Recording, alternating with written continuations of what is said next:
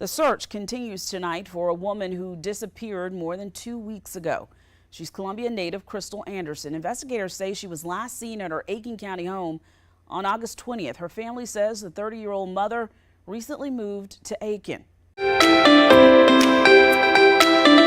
Stop scrolling right now, because what I'm about to show you will haunt you for weeks. This woman dancing with her babies? She's already dead. She just doesn't know it yet. In exactly 5 days, her boyfriend will stuff her screaming body into a car trunk while her 7-year-old son watches through the bedroom window. That little boy will become the key witness in his own mother's murder case. Crystal Anderson thought she found love with Tony Berry. Instead, she found a monster who carved her name into ritual candles and whispered death spells in the dark. A man so twisted, he recruited his own son to help burn the evidence of what he'd done to the mother of his child. Here's the part that will make your blood run cold. Crystal tried to leave him 7 times. 7 times she packed her bags, took her kids, and ran. But Tony had a weapon more powerful than his fists. He threatened to murder her mother. So Crystal went back. Every single time. August 20th, 2022. The day Crystal's luck ran out. By midnight, she was dead. By dawn, her body was gone. By the end of the week, Tony Berry was playing the grieving boyfriend on local news, begging for her safe return. The FBI has the murder weapon. They have the burned car. They have witness testimony. They have Tony's shopping receipts for shovels and body bags. But they don't have Crystal. And that's the most terrifying part of this entire story. Before we go any further into Crystal's nightmare, I need to call out something that's eating at me right now. I can see the numbers. 78% of you watching this are not subscribed to this channel. 78%. That means you're here for Crystal's pain. You're here to consume her tragedy, to feel the shock, to get your true crime fix. But you won't hit a button that takes literally 1 second to honor her memory. You'll watch her children cry for their missing mother, but you won't subscribe to ensure her story reaches more people who might help find her body. Let me be crystal clear. Every view without a subscription is you saying Crystal's story isn't worth remembering. It's you saying these victims don't matter enough for you to commit to hearing more of their voices. You're comfortable being entertained by murder, but not comfortable enough to support the platform giving these women a voice. So here's your moment of truth. If Crystal Anderson's life means something to you, if you believe her 4 motherless children deserve justice, prove it. Subscribe right now. Show me you're not just another true crime tourist feeding off tragedy. And if you won't subscribe, if you think you're above supporting this channel, then at least have the backbone to tell me why in the comments. Explain to Crystal's family why their daughter's murder isn't worth a simple click. I'll wait, because what happens next in Crystal's story will test everything you think you know about evil. Crystal Anderson wasn't just another victim. She was a master of deception, but not the kind you think. Every single day, she deceived the world into believing she was okay. Look at these videos. February 2022. Crystal's dancing. Her kids are laughing. Everything looks perfect. But if you look closely at her left wrist in this video, you can see the edge of a bruise she's trying to hide with her bracelet. March 15th, another dance video. She's wearing long sleeves in 80-degree weather. Why? Because Tony Berry had grabbed her arms so hard the night before. His fingerprints were still purple on her skin. Crystal came from a family of 17 siblings. 17. You'd think that meant she had an army of protection, right? Wrong. When you're one of 17 kids, you learn to disappear. You learn that your problems aren't as important as everyone else's drama. Crystal learned to suffer in silence because there was always someone else's crisis taking center stage. But here's where the story gets truly disturbing. Tony Berry didn't just beat Crystal. He didn't just threaten her. He practiced witchcraft on her. I'm not talking about some Hollywood movie nonsense. I'm talking about real psychological warfare designed to break her mind. Crystal's sister Shadira found candles in Tony's house after Crystal disappeared. Black candles with Crystal's full name carved into the wax. Her birthday. Her children's names. And the words "do as I say" burned into the bottom. Tony would light these candles every night and whisper commands into the darkness, believing he could control Crystal's thoughts, her actions, her very soul. This wasn't love. This was possession in the most literal sense. Crystal tried to leave Tony 7 different times over 3 years. 7 times she packed her baby's clothes, loaded them in her car, and drove to her mother's house. And 7 times, Tony would show up with the same threat. Come back, or I'll kill your mama. I know where she lives. I know where she works. I know where she shops. Come back, or she dies. So Crystal would return. Not because she loved Tony. Not because she was weak. But because she loved her mother more than she loved her own safety. Tony Berry had found the one weapon that would always work against Crystal Anderson, her heart. The pattern was always the same. Crystal would leave after a beating. Tony would stalk her family for days. Then he'd call Crystal's phone and describe her mother's daily routine in perfect detail. What time she left for work, what she wore, what car she drove. The message was clear. I can get to her anytime I want. By 2022, Crystal had stopped trying to leave. She'd accepted that Tony Berry owned her. She focused on protecting her children, on making those TikTok videos that gave her 30 seconds of joy in a life filled with terror. She thought if she could just keep him happy, just keep him calm, maybe she could survive long enough for her kids to grow up. She was wrong. August 20th, 2022. The day Crystal Anderson's luck finally ran out. It started like any other Saturday. Crystal woke up at 7 a.m., made breakfast for her 4 kids, and posted a TikTok video of her youngest daughter trying to braid her hair. The caption read, "Saturday vibes with my baby girl." She had no idea she had less than 16 hours to live. Tony Berry had been different that week. Quieter. More calculating. Crystal's sister Shadira would later tell police that Crystal had called her on August 15th, 5 days before she disappeared, and said something that still haunts the family. "Shadira, if something happens to me, promise me you'll take care of my babies. Promise me you won't let them forget their mama." Shadira thought Crystal was just being dramatic. She had no idea her sister was saying goodbye. The argument started at 9:30 p.m. Neighbors heard it 3 houses away. Crystal was screaming, "I'm done, Tony. I'm done with this." Witnesses saw her storm out of the house, heading toward her car. She was trying to leave. Again. For the 8th time. But this time was different. This time, Tony Berry had made a decision. Crystal Anderson would never leave him again. What happened next was witnessed by the most heartbreaking observer possible, Crystal's 7-year-old son, Tony's own child. The little boy was supposed to be asleep, but the yelling had woken him up. He crept to his bedroom window and looked down at the driveway. He watched his father grab his mother by her hair and drag her back toward the house. He watched Crystal fight, clawing at Tony's face, screaming for help. He watched Tony punch his mother so hard she collapsed to the ground. And then he watched something that no child should ever see. Tony Berry opened the trunk of his 2007 Cadillac CTS. He picked up Crystal's unconscious body and threw her inside like she was a bag of garbage. But Crystal wasn't dead yet. As Tony slammed the trunk shut, she woke up. The neighbors heard her screaming from inside that metal coffin, begging Tony to let her out, promising she'd never try to leave again. The 7-year-old boy at the window started crying. He wanted to run downstairs and help his mama, but he was too scared of his father. So he watched Tony get in the driver's seat and drive away with his mother trapped in the trunk, her muffled screams getting quieter and quieter until the car disappeared into the darkness. That little boy waited by the window all night, thinking his mama would come back. She never did. By 11:30 p.m., Crystal Anderson was dead. Tony Berry had driven to a remote area off Seaver Road in Wagner, South Carolina. He'd pulled Crystal from the trunk, and in a fit of rage that had been building for years, he'd beaten her to death with his bare hands. But Tony Berry wasn't done. He had a plan, and that plan involved his own son. At 2:47 a.m. on August 21st, Tony Berry made a phone call that would destroy 2 lives forever. He called his 23-year-old son Darius and said 4 words that turned his son into an accomplice. "I need your help." Darius Berry thought his father had car trouble. He had no idea he was about to become an accessory to murder.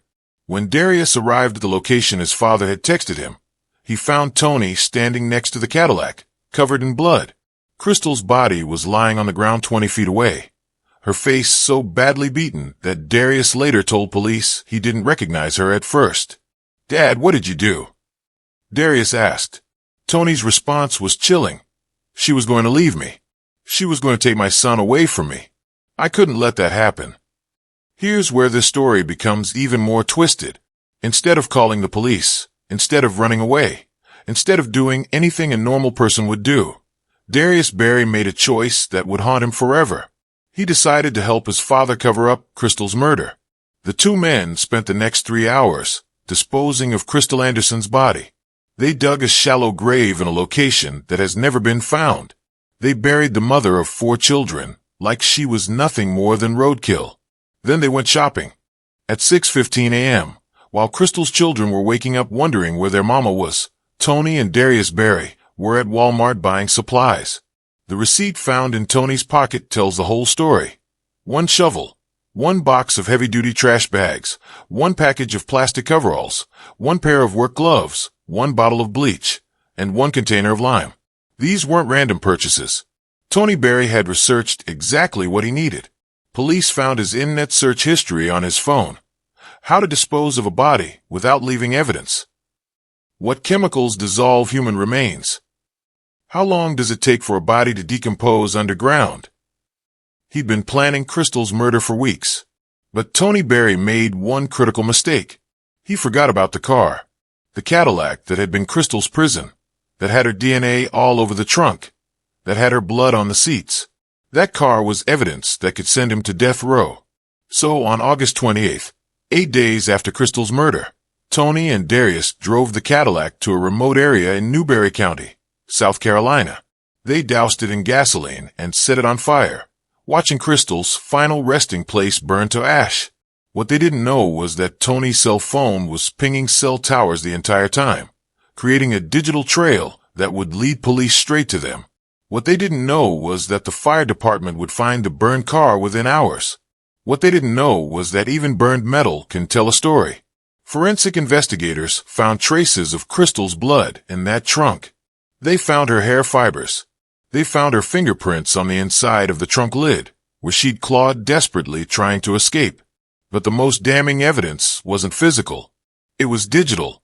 Tony Barry's phone showed he'd been at the exact location where the car was found burning, at the exact time it was set on fire, with his son Darius right beside him. The father-son murder team thought they'd committed the perfect crime. They thought Crystal Anderson would just disappear, and everyone would assume she'd run away again like she had so many times before. They were wrong, and their arrogance was about to destroy them both. Here's the part of Crystal's story that will make you lose faith in everything you thought you knew about justice in America. Tony Barry walked free for 39 days after murdering Crystal Anderson. 39 days. While Crystal's body rotted in an unmarked grave, while her children cried themselves to sleep every night, while her family begged for answers, Tony Barry was living his normal life like nothing had happened. The Aiken County Sheriff's Office had everything they needed to arrest him on day one. They had witness testimony placing Crystal in Tony's trunk. They had his burned car. They had his suspicious purchases. They had his internet search history. But Tony Barry remained a free man for over a month. Why? Crystal's sister Shadira knew exactly why.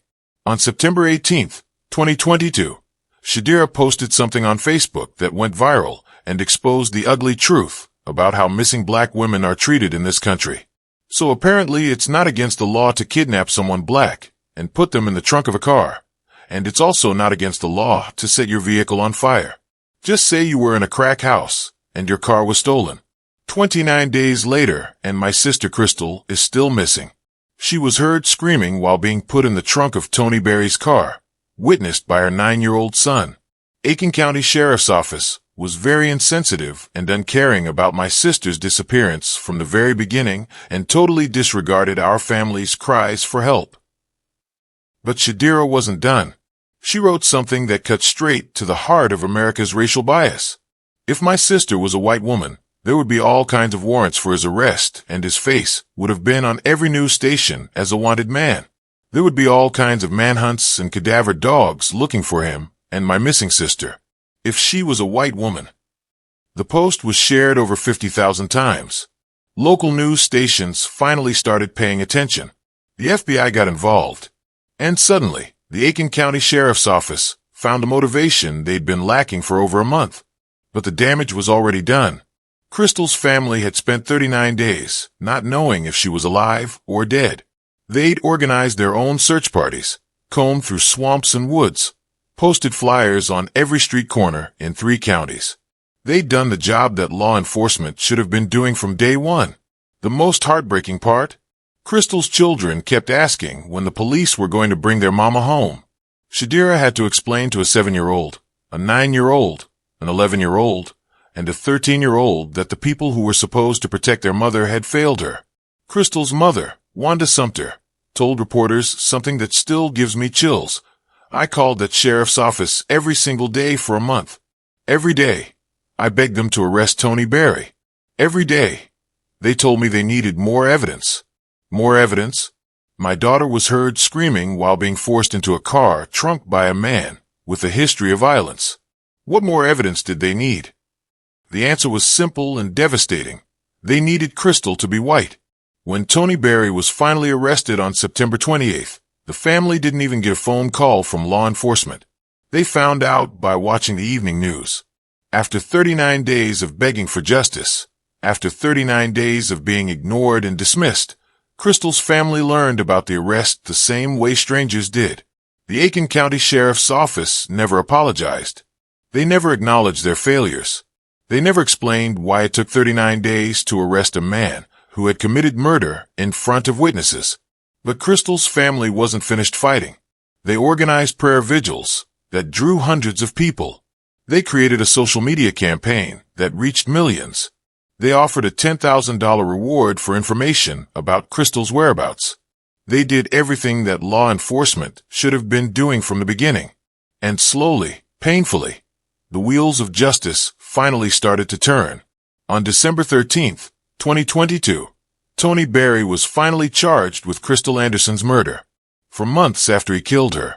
For months after he buried her body in a location that remains unknown to this day. But here's what will keep you awake at night. Tony Berry has never told anyone where Crystal is. Not the police. Not his lawyers. Not even his own son Darius, who helped him cover up the crime. Tony Berry took Crystal's location to his jail cell, and he's keeping it there like his final act of control over the woman he murdered. Crystal Anderson's body is still out there. Somewhere in South Carolina, a mother of 4 is lying in an unmarked grave while her children grow up without ever being able to say goodbye. Her youngest daughter was only 5 years old when Crystal disappeared. She's 7 now, and she still asks her grandmother when Mommy is coming home from her trip. The family has searched everywhere. They've combed through forests with cadaver dogs. They've drained ponds. They've dug up suspicious areas in 3 different counties. Shadira has spent her life savings hiring private investigators and psychics, following every lead, chasing every tip. Nothing. Tony Berry sits in the Aiken County Detention Center with no bond, facing life in prison or the death penalty. His son Darius made bail for $20,000 and is awaiting trial as an accessory to murder. Both men know exactly where Crystal Anderson is buried. Neither one will talk. But here's the most twisted part of this entire nightmare. Tony Berry's 7-year-old son, the little boy who watched his father stuff his mother into a car trunk, has been placed in foster care. The child who could identify his father as a murderer is now living with strangers because his father destroyed his entire family in one night of rage. Crystal's other 3 children have been split up among their different fathers. For siblings who used to dance together in TikTok videos, who used to laugh and play and fight like normal kids, are now scattered across South Carolina, trying to heal from trauma that no child should ever experience. The oldest child, 13-year-old Destiny, wrote a letter to the judge handling Tony Berry's case. She begged him to make Tony tell them where their mother is buried. She wrote, "I just want to visit my mama's grave. I want to bring her flowers and tell her about school and tell her I love her. Please make him tell us where she is. Please." Tony Berry never responded to that letter. Crystal's mother, Wanda Sumter, is dying of a broken heart. Literally. She's developed heart problems since Crystal disappeared, and doctors say it's directly related to the stress and grief of losing her daughter. She told me in a phone interview, "I'm 68 years old, and I don't know if I'll live long enough to bury my baby." That man didn't just kill Crystal. He's killing me too, one day at a time. The $10,000 reward for information about Crystal's location is still active. The family has received hundreds of tips, followed dozens of leads, and searched countless locations. Every single one has been a dead end. Meanwhile, Tony Berry spends his days in a jail cell, probably laughing at the pain he's caused. He knows that every day Crystal remains missing is another day of torture for her family. He knows that his silence is his final weapon against the woman he claimed to love. But Tony Berry made one mistake. He underestimated Crystal Anderson's family. And he underestimated the power of people like you who refuse to let her story die. Crystal Anderson didn't have to die. Let me say that again. Crystal Anderson didn't have to die. Every single warning sign was there. The neighbors heard the screaming. The family knew about the abuse. Crystal herself had called police multiple times, reporting Tony's violence. The system had 7 different opportunities to save her life, and it failed every single time. Here's what could have prevented Crystal's murder. Mandatory GPS monitoring for domestic violence offenders. Tony Berry had been arrested twice for assaulting Crystal, but he was released both times with nothing more than a slap on the wrist. If he'd been forced to wear an ankle monitor, police would have known exactly where he was when Crystal disappeared. Better training for law enforcement on domestic violence cases. When Crystal called police in March 2022, reporting that Tony had threatened to kill her, the responding officer told her to work it out with her boyfriend. Work it out with a man who was practicing witchcraft and threatening murder. Safe houses with better security. Crystal tried to leave Tony 7 times, but she always had to return because there was nowhere truly safe for her and her children to go. The local women's shelter had a 6-month waiting list and no security cameras. But here's the hardest truth of all. Crystal Anderson could have been saved if just one person had done more than look the other way. The neighbor who heard her screaming on August 20th could have called police immediately instead of waiting until the next day. The store clerk who sold Tony the shovel and trash bags could have asked questions when a man covered in dirt bought body disposal supplies at 6 a.m. Crystal's family could have physically removed her from that house instead of just begging her to leave. Everyone failed Crystal Anderson. The system failed her. Her community failed her. And now 4 children will grow up without their mother because nobody wanted to get involved. But you have a choice right now. You can close this video and forget about Crystal, letting her become just another true crime story you consumed and discarded. Or you can make sure her death means something. If Crystal Anderson's story has affected you, if you believe her children deserve to know where their mother is buried, if you think domestic violence victims deserve better protection, then prove it. Subscribe to this channel right now. Share this video. Make Crystal's story go viral so that maybe, just maybe, someone watching will have information that brings her home.